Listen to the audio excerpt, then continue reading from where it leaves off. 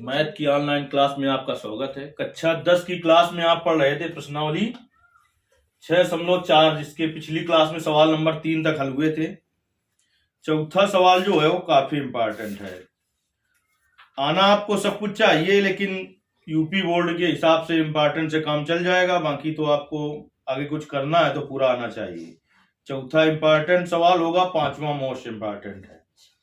चौथे सवाल में कह रहा है, यदि दो समरूप त्रिभुजों के क्षेत्रफल बराबर हों तो सिद्ध कीजिए वे त्रिभुज सर्वांग सम होते हैं। क्या दिया है कि यदि दो समरूप त्रिभुजों के क्षेत्रफल बराबर हों तो सिद्ध कीजिए वे त्रिभुज कैसे होते हैं, सर्वांग सम होते हैं। ये स्टेटमेंट है इसका कि दो समरूप त्रिभुजों के क्षेत्रफल कैसे हैं, बराबर हों अगर कह रहा है तो सिद्ध करना वो त्रिभुज कैसे होते हैं, सर्वांग सम होते हैं। चलिए दो त्रिभुज बना लेते हैं हम।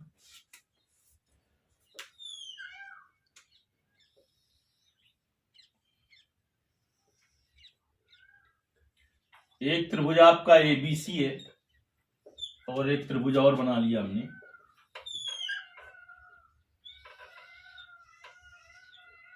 PQR। क्या दिया है कि दो समरूप त्रिभुज हैं, ये दिया है, और उनके क्षेत्रफल भी बराबर दिया है।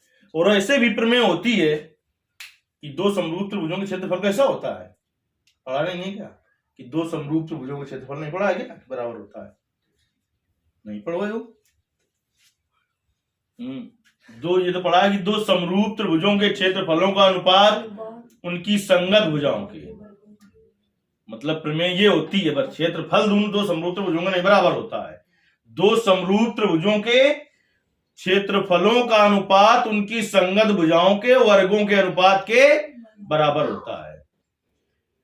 वैसे आप नहीं कह सकते कि अगर दो समरूप त्रिभुज हैं तो उनका क्षेत्रफल बराबर होगा, समझ रहे हो कि नहीं। लेकिन अगर दो समरूप त्रिभुज हैं तो उनकी संगत भुजाओं का जो अनुपात होगा, संगत भुजाओं के वर्गों का अनुपात वो क्षेत्रफल के अनुपात के बराबर होगा। लेकिन इस सवाल में दे दिया है कि दो समरूप त्रिभुज जिनका क्षेत्रफल कैसा है, बराबर है, तो सिद्ध करना है कि दोनों त्रिभुज कैसे हैं, सर्वांग सम। तो पहले हम एक चीज क्लियर कर लेते हैं कि जब त्रिभुज समरूप होता है तो क्या होता है, उसके संगत कोण बराबर होते हैं और संगत भुजाएं आनुपातिक होती हैं। लेकिन सर्वांग सम त्रिभुज अगर होता है तो उसके संगत कोण बराबर होते हैं और संगत भुजाएं भी बराबर होती हैं। संगत कोण बराबर होता है और संगत, ये अंतर हुआ किसमें किसमें, समरूप में और सर्वांग सम में। समरूप में क्या होगा, संगत कोण भुजा, संगत जो कोण है वो बराबर होंगे और संगत भुजाएं आनुपातिक होंगी। लेकिन सर्वांग सम में क्या होगा, संगत कोण बराबर होंगे और संगत भुजाएं बराबर होंगी। अनुपातिक की बात अलग है, कैसी होंगी, बराबर होंगी। दिया है, देखिए क्या दिया है, दिया है कि त्रिभुज, फर्स्ट नंबर दो चीजें दी है। दिया है त्रिभुज ABC समरूप है त्रिभुज PQR के। तो आप जानते हैं कि अगर त्रिभुज समरूप है तो उनके संगत कोण बराबर होंगे। तो कोण A बराबर क्या हो जाएगा बेटा, कोण P, कोण B बराबर कोण Q, कोण C बराबर कोण R। चाहे तो इसको समीकरण 1 डाल दें, इसको 2 और इसको 3। अब अगर समरूप त्रिभुज है तो संगत कोण बराबर होता है और क्या होता है, संगत भुजाएं आनुपातिक होती हैं। तो क्या होगा, AB बटे PQ बराबर BC बटे QR बराबर AC बटे PR। समीकरण इसको डाल दिया 4। एक चीज ये दी है और दूसरा इसी में दिया है कि दो समरूप त्रिभुजों का, समरूप भी दिया है और क्या दिया है, क्षेत्रफल कहता है बराबर है। यानी दिया है में ये भी है कि त्रिभुज area of triangle, area of triangle ABC बराबर एरिया ऑफ ट्रायंगल क्या PQR, ये भी दिया है। इसको समीकरण डाल दिया 5। अब हम आए सिद्ध करना है, किसमें आए, सिद्ध करना है। जब सिद्ध करना है में आए तो हमने क्या देखा, सिद्ध करना में कि त्रिभुज ABC सर्वांग सम किसके सिद्ध करना है? त्रिभुज PQR के। इसका मतलब ये है कि कोण संगत तो बराबर है और सर्वांग सम त्रिभुजों के संगत कोण बराबर होते हैं, लेकिन संगत भुजाएं भी अगर कब हम इनको सर्वांग सम कह देंगे? जब AB भुजा किसके बराबर हो जाए? PQ के। ऐसे देखते जाओ। BC किसके बराबर हो जाए? QR के। और AC PR के। अगर कहीं से हम यह सिद्ध कर दें, क्या सिद्ध कर दें? कि AB बराबर PQ, BC बराबर QR, AC बराबर PR, तो ये दोनों त्रिभुज कैसे हो जाएंगे? सर्वांग सम। क्योंकि कि सर्वांग समता से, भुजा भुजा भुजा से। अब हम आ गए हल में। किसमें आ गए? हल में।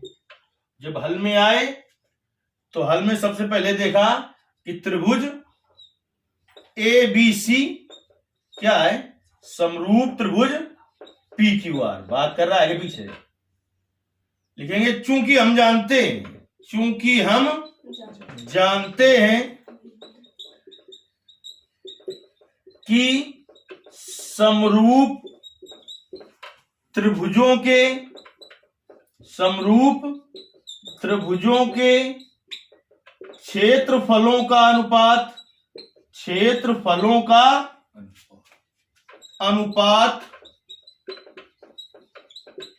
संगत भुजाओं के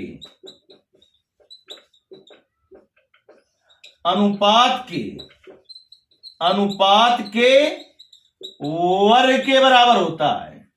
वर्ग के बराबर होता है। ऐसा प्रमेय में पढ़ाया गया था कि नहीं आपको?